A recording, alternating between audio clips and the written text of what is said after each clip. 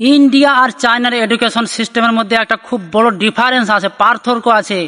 China তাদের তরুণ প্রজন্মকে এমন এডুকেশন দিচ্ছে যা তাদের ফিউচার ভবিষ্যৎ তৈরি করতে সাহায্য করে, যেমন বিজনেস, টেকনোলজি, ইনোভেশন আর গ্লোবাল ডোমিনিস। আর অন্যদিকে আমাদের ইন্ডিয়াতে ইউথকে শেখানো হচ্ছে আমরা এখনো হিস্ট্রিতে, ইতিহাসে আটকে আছি। ইন্ডিয়া কবে আজাদ হয়েছিল? 1947 সালে, আর চায়না 1949 সালে। আমাদের দেশ চায়নার থেকে 2 বছর আগে আজাদ হয়েছিল। কিন্তু আজ চায়না কোথায় পৌঁছে গেছে আর আমরা কোথায় দাঁড়িয়ে আছি?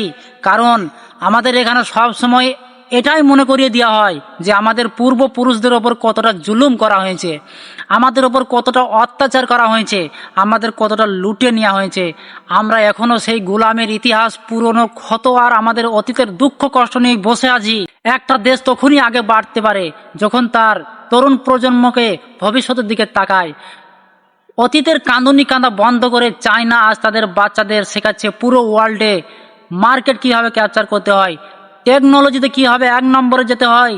আর আমরা আমাদের বাচ্চাদের শেখাচ্ছি 1000 বছর আগে আমাদের সাথে কি ভুল হয়েছিল সেটা নিয়ে বসে বসে আফসোস করতে। হিস্ট্রি জানা জরুরি, কিন্তু হিস্ট্রির মধ্যে ফেঁসে থাকাটা বোকামি।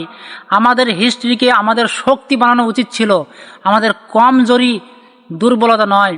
কিন্তু আজ আমাদের দেশের এডুকেশন আর রাজনীতি তরুণদের অতীতের এই ক্ষোভের মধ্যেই আটকে রাখছে, যার চক্করে তারা ফিউচারের বড় বড় অপরচুনিটি দেখতে পাচ্ছে না।